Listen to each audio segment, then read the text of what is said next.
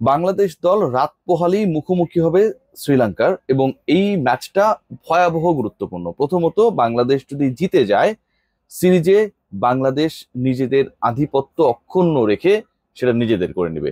দ্বিতীয় পয়েন্ট, যেটা র্যাঙ্কিং এ বাংলাদেশ 10th ছিল, সেখান থেকে সেকেন্ড ওডিআই জিতে কিন্তু বাংলাদেশ এখন নাম্বার 9। ফোর্থ টিম হিসেবে শ্রীলঙ্কা এই সিরিজে শুরু করেছিল এবং তারা দ্বিতীয় ম্যাচ পরাজিত হবার পর নাম্বার 5-এ চলে এসেছে। দু দলের ব্যবধান কিন্তু 2 ধাপ কমেছে। বাংলাদেশ এগিয়েছে, শ্রীলঙ্কা পিছিয়েছে। বাংলাদেশের সরাসরি 2027 বিশ্বকাপ খেলার জন্য, যেটা ওয়ানডে ফরম্যাটে, ভালো করার কোনো বিকল্প নেই। এই যখন সিচুয়েশন, তখন পুরো দল একটা অদ্ভুত ডিলেমার মধ্যে পড়েছে। আমি যখন এই ভিডিওটা করছি, বাংলাদেশ সময় এখন 2টার কাছাকাছি এরকম একটা কিছু, এখন পর্যন্ত বাংলাদেশ দলের প্রধান কোচ ফিল সিমন্স দলের সাথে যোগ দেননি। তিনি ইউকেতে গেছেন, তার মেডিকেল ইস্যুস রয়েছে এবং সেটা শেষ করে 7 তারিখে ফেরার কথা, এখন পর্যন্ত যোগ দেননি। একটা দল এমন একটা সিচুয়েশনে রয়েছে যার সরাসরি বিশ্বকাপে কোয়ালিফাই করার জন্য গুরুত্বপূর্ণ ম্যাচ, কারণ এই ম্যাচের পয়েন্টটা কিন্তু বাংলাদেশের রেটিং বাড়াবে। সেই সময়টায় প্রধান কোচ নেই। এমন একটা সময়ে প্রধান কোচ নেই বা তিনি ছুটিতে, যখন পরিকল্পনা করতে হবে ভিন্ন একটা কন্ডিশনে, ভিন্ন একটা মাঠে।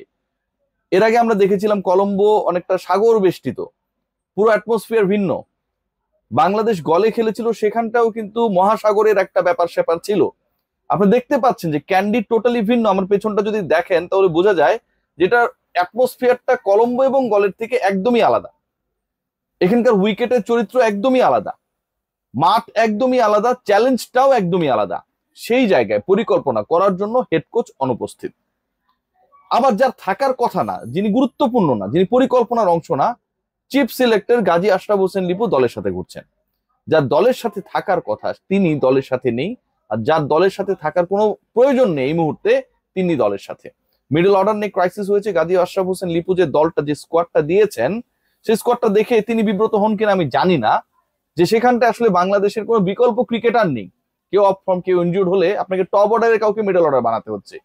হেড কোচ যখন এই জায়গায় ইনপুট দেবে, শান্তর ইনজুরির ব্যাপার রয়েছে, তাসকিনের ফেরার ব্যাপার রয়েছে, বাংলাদেশের ভিন্ন মাঠে খেলার ব্যাপার রয়েছে, এই ম্যাচে জয়ের বিকল্প কোনো কিছু নেই সেই ব্যাপারটা রয়েছে, রেটিং পয়েন্ট বাড়ানোর ব্যাপার রয়েছে, সিরিজ জয়ের ব্যাপার রয়েছে, কতগুলো ব্যাপার।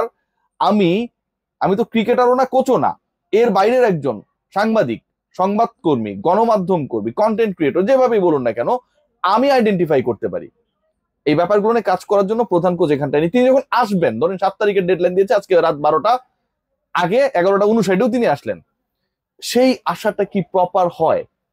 একজন মানুষ এরকম একটা লং জার্নি করে দলের সাথে অ্যাড হবেন এবং তারপরে তিনি পরিকল্পনা সাজাবেন, এটা কতটুকু বাস্তবসম্মত আমার জানা নেই। সেকেন্ড যে পার্ট, যেটা বাংলাদেশের র্যাঙ্কিং এ উন্নতি হয়েছে, বাংলাদেশের রেটিং পয়েন্ট বেড়েছে এবং সেই জায়গায় টিম টাইগার্স ফোকাস করছে 3টা ইম্পর্টেন্ট জিনিসের উপরে। এই 3টা সিস্টেম যদি, 3টা পরিকল্পনা যদি প্রপারলি কাজ করে, নিশ্চিত থাকুন থার্ড ম্যাচে বাংলাদেশের জয় কেউ ঠেকাতে পারবেন না। কোথায় সেই পরিকল্পনাটা? Not regarding the head coach, not regarding the chief selector, this is regarding 3 particular cricketers. 1 number যিনি, নাজমুল হোসেন শান্ত। 2 নাম্বার যিনি, তাসকিন আহমেদ। এবং the third option is that our opening partnership. বাংলাদেশকে যদি এই ম্যাচে ভালো করতে হয়, তাহলে তাসকিন আহমেদকে অবশ্যই প্রয়োজন ওই জায়গাটায়। Experience matters. অনেকদিন পর ফিরেছেন, তারপরে ওয়ার্কলোড ম্যানেজমেন্টের পার্ট হিসেবে দ্বিতীয় ম্যাচে, গুরুত্বপূর্ণ ম্যাচে তাকে রেস্ট দেওয়া হয়েছিল, ফিরেই 4 উইকেট নিয়েছেন। তাসকিন আহমেদ পরের ম্যাচে ব্যাক করছেন। তাসকিনকে তাসকিনের মতো করে পাওয়াটা ইম্পর্টেন্ট। নাজমুল হোসেন শান্তর কথা বলেছি, তার আগে আমি একটু ওপেনিং পার্টনারশিপ নিয়ে কথা বলতে চাই, এটা খুবই গুরুত্বপূর্ণ। আপনারা খেয়াল করে দেখবেন যে বাংলাদেশ প্রথম ম্যাচও একটা জয়ের টোনের মধ্যেই ছিল। এই যে একটা টনিক তৈরি হয়েছিল, 100 পর্যন্ত 2 উইকেট, শেষ পর্যন্ত বাংলাদেশের খুব দ্রুত উইকেটের পতন ঘটলো, 5 রানে বাংলাদেশ 7 উইকেট হারালো। কিন্তু ওই যে একটা স্টিডি স্টান্ট বাংলাদেশ পেয়েছিল, সেটা কেন? কারণ ওপেনার তানজিদ হাসান তামিম, তিনি একটা কুইক ক্যামিও খেলেছিলেন, 50 করেছিলেন। অবিশ্বাস্য একটা লিয়ানাগের ক্যাচ ছিল, তিনি আউট হয়ে ফিরে গেছেন, এরপরেই তো বাংলাদেশের পতন ঘটলো। সো ওপেনিং কিন্তু প্রথম ম্যাচে বাংলাদেশকে একটা দারুণ দারুণ স্টার্ট এনে দিয়েছিল। সেকেন্ড ম্যাচে খেয়াল করে দেখুন, বাংলাদেশ 25 বল আগে অল আউট হয়ে গেছে, কিন্তু সেখানটায় পারভেজ হোসেন ইমন 1 ম্যাচ আগে যিনি অভিষিক্ত হয়েছেন, 69 বলে 67 রানে 97 স্ট্রাইক রেটের ইনিংস। খেয়াল করে দেখুন ওই পার্টিকুলার ইনিংসটা কিন্তু শ্রীলঙ্কান বোলিং ডিপার্টমেন্টকে লন্ডভন্ড করে দিয়েছিল। বাংলাদেশের স্কোরটা 25 বল আগে থেমে গেল, পারভেজ ইমনের মতো এই ক্যামি এবং শেষের দিকে গিয়ে আমরা তানজিম সাকিবের যে 33 রানের ইনিংসটা পেলাম, বাংলাদেশের স্কোর কিন্তু 250-এর কাছাকাছি ছিল খুবই। সো দুদিন দুজন ওপেনার দুটা 50 করেছেন ইন স্টাইল। ওই পার্টিকুলার রোলটা থার্ড ম্যাচেও গুরুত্বপূর্ণ। শুরুর আঘাত বাংলাদেশ পাক না পাক, পারভেজ হোসেন ইমন বা তানজিদ হাসান একজন ফিরে গেলেও আরেকজন যেন একই রোলটা প্লে করে the role they had played in Colombo, খুবই গুরুত্বপূর্ণ। নাজমুল হোসেন শান্তর কথা বলছি যে বাংলাদেশ দলে নাম্বার 3 ইনজোর্ড, খুব বেশি রান করতে পারেন নাই, কিন্তু শান্তর ইম্পর্টেন্সটা ভাই বিশ্বাস করুন বাংলাদেশ দলে তার ক্যাপ্টেন্সি ছাড়ার পর বেশি বেড়ে গেছে। প্রথমত যেটা, তিনি যেভাবে মাঠে প্রোঅ্যাক্টিভ রোল প্লে করছেন, মেহেদী হাসান মিরাজ এবং অন্যদেরকে হেল্প করছেন, অনেক ক্ষেত্রে ডিসিশন মেক করছেন, তিনিই সিদ্ধান্ত দিচ্ছেন এবং মিরাজ সেই ভাইবটা দিতে পেরেছে যে সবাই ক্যাপ্টেন, ভালো ডিসিশন মেক করার জন্য একজনের দিকে তাকিয়ে থাকার কোনো দরকার নেই। তাহিদ হৃদয় রোল প্লে করছে, নাজমুল হোসেন শান্ত রোল প্লে করছে, মেহেদী হাসান মিরাজ রোল প্লে করছে। সো এই ব্যাপারটা খুব গুরুত্বপূর্ণ। শান্ত যদি মাঠে না থাকে, ধরুন বাংলাদেশ ফিল্ডিং করছে, ধরুন বাংলাদেশের একটা রান চেস ডাউন করার চেষ্টা করছে শ্রীলঙ্কা ওই পার্টিকুলার টাইমে, অথবা বাংলাদেশ প্রথমে হচ্ছে বোলিং করছে, বাংলাদেশ অল্প রানের মধ্যে শ্রীলঙ্কাকে অল আউট করতে চায়, এই যে বোলিং চেঞ্জ থেকে শুরু করে ফিল্ডিং সেটআপ থেকে শুরু করে ডিআরএস নেওয়া থেকে শুরু করে প্রত্যেকটা জায়গায় নাজমুল শান্তর যে একটা প্রোঅ্যাক্টিভ রোল, এটা কিন্তু গুরুত্বপূর্ণ। এখন আসুন তার যে ক্রিকেটিং রোল, সেটাকে কোনোভাবে ছোট করার আবার সুযোগ নেই। তিনি এখন পর্যন্ত, আমি আবারও বলছি, যে বড় কোনো স্কোর করতে পারেন নাই।